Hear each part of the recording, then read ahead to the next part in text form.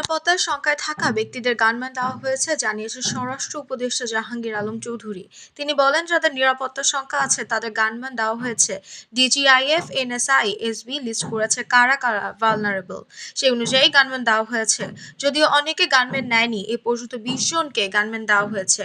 সচিবালয়ে আইন শৃঙ্খলা সংক্রান্ত উপদেষ্টা পরিষদ কমিটির 18তম সভা ও চক্ষু নির্বাচন নিয়ে সভা শেষে আজ সোমবার 22 ডিসেম্বর এমনটা জানান স্বরাষ্ট্র উপদেষ্টা জাহাঙ্গীর আলম চৌধুরী।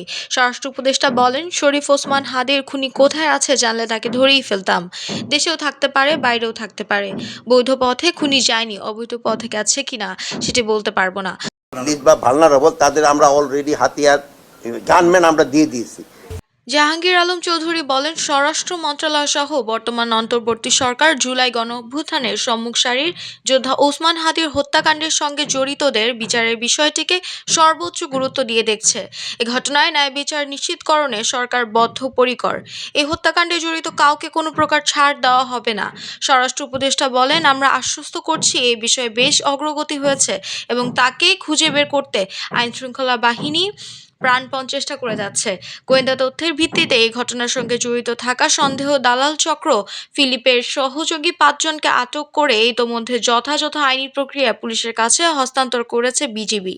জাহাঙ্গীর আলম চৌধুরী আরও বলেন, এই হত্যাকাণ্ডের ঘটনার সঙ্গে জড়িত 10 জনকে ইতোমধ্যে গ্রেফতার করেছে পুলিশ। এর মধ্যে রয়েছে হত্যাকাণ্ডের মূল হোতা ফয়সাল করিমের স্ত্রী শাহেদা পারভিন সামিয়া, মা ও বাবা, চালক ওয়াহিদ আহমেদ শিপু ও মোটরসাইকেল মালিক আব্দুর হান্নান।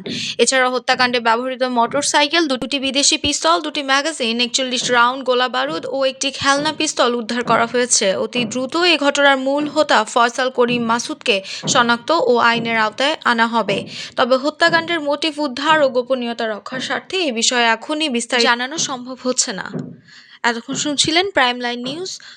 প্রাইম লাইন নিউজের সঙ্গেই থাকুন।